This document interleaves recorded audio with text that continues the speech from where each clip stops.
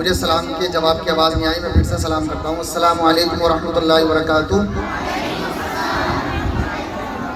الحمدللہ رب العالمین والصلاة والسلام علی اشرف الانبیاء والمرسلین، اما بعد، بسم اللہ الرحمن الرحیم، علم الانسان ما لم يعلم، صدق اللہ العظیم۔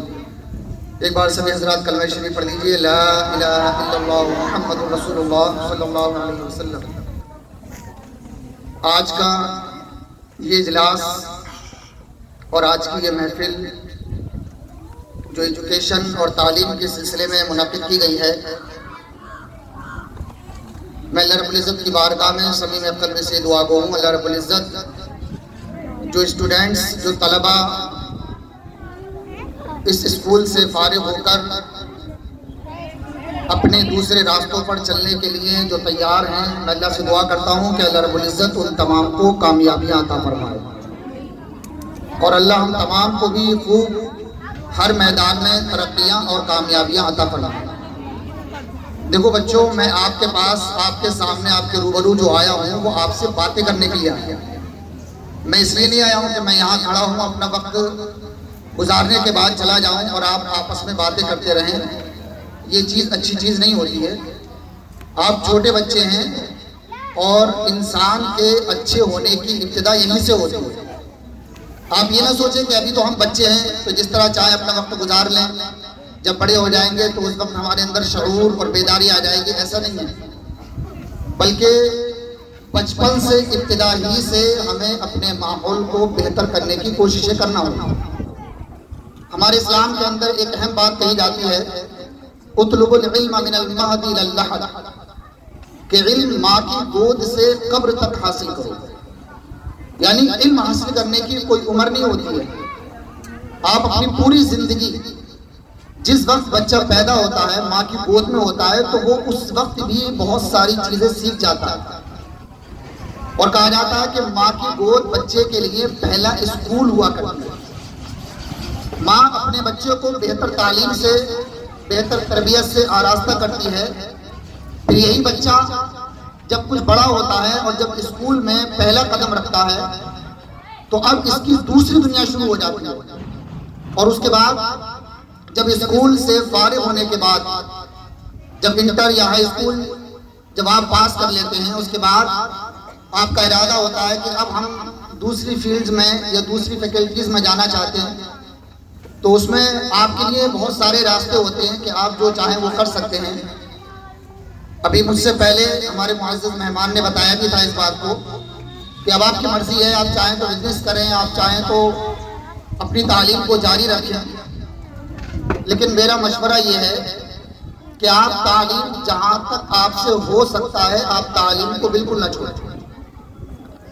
آپ اگر کوئی کاروبار کرنے لگیں یا کسی بھی فیلڈ میں آپ چلے جائیں، لیکن تعلیم آپ سے کبھی نہیں چھوٹنا چاہیے۔ تعلیم انسان کو ہمیشہ بہتر سے بہتر بناتی رہتی ہے۔ اگر آپ نے یہ سوچ لیا کہ بس اب میں نے اتنا پڑھ لیا، یہ میرے لیے کافی ہے، تو آپ کی ترقی کے جو راستے ہیں وہ وہیں پر رک جایا کرتے ہیں۔ انسان کو ترقی اسی وقت ہوتی ہے جب وہ اپنی تعلیم کو ہمیشہ جاری رکھتا ہے، اور تعلیم کا معاملہ تو یہ ہے کہ آپ ماں کی گود سے قبر تک تعلیم حاصل کرتے رہیں۔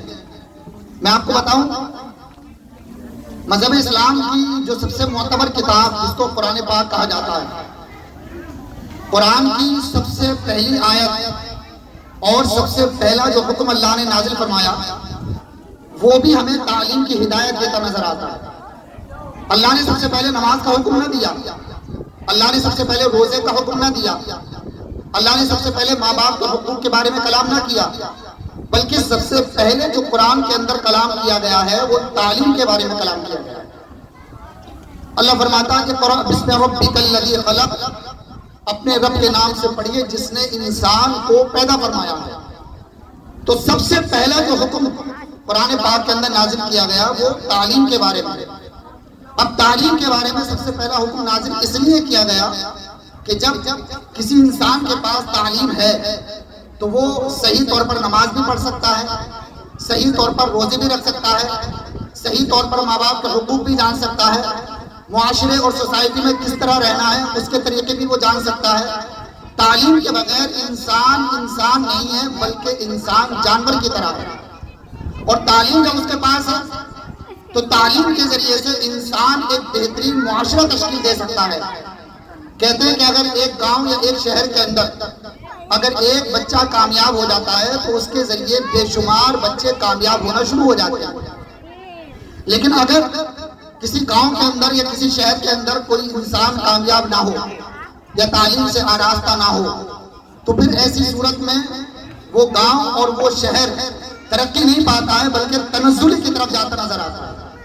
اس لیے سب سے اہم چیز تعلیم ہے. میں اس اسپیچ کے ذریعے آپ کو یہ بتانا چاہوں گا کہ میری شروعاتی تعلیم جو ہوئی تھی وہ آپ ہی کے کسی اسکول سالار پبلک سے ہوئی تھی. مگر اس وقت یہ اسکول یہاں نہیں تھا بلکہ سالار چوک کے اندر تھا. وہاں سے الحمدللہ میری تعلیم کا سلسلہ شروع ہوا اور اللہ کے کرم سے جس وقت میں نے عالم اور فاضل کی ڈگری حاصل کی تو وہاں میرے سامنے دونوں راستے تھے. اگر میں چاہتا تو اسی وقت اپنے جو ہے وہ جاب کر سکتا تھا اور کمانے کے لیے اپنے معاشی ذرائع کو ہموار کر سکتا تھا. لیکن میں نے بہت غور و فکر کیا اور اس کے بعد نتیجہ یہ نکلا اور میرے دل نے مجھے اس بات پر آمادہ کیا کہ مجھے تعلیم کو جاری رکھنا چاہیے, تعلیم کو روکنا نہیں چاہیے. اگر میں نے ایک بات میں آپ کو اور بتا دوں میرے پیارے بچوں, یاد رکھیے کہ زندگی میں تعلیم حاصل کرنے کا موقع انسان کو ایک ہی بار ملتا ہے. اگر آپ نے اپنی تعلیم کا سلسلہ ابھی موقوف کر دیا تو بہت مشکل ہے کہ زندگی میں پھر دوبارہ آپ کو تعلیم حاصل کرنے کا موقع مل سکے. لیکن اگر آپ نے تعلیم کا سلسلہ موقوف نہ کیا تو پھر انشاءاللہ آپ جب تک زندہ ہیں اور جب تک آپ زندگی گزار رہے ہیں آپ دھیرے دھیرے ترقیاں کرتے چلے جائیں گے.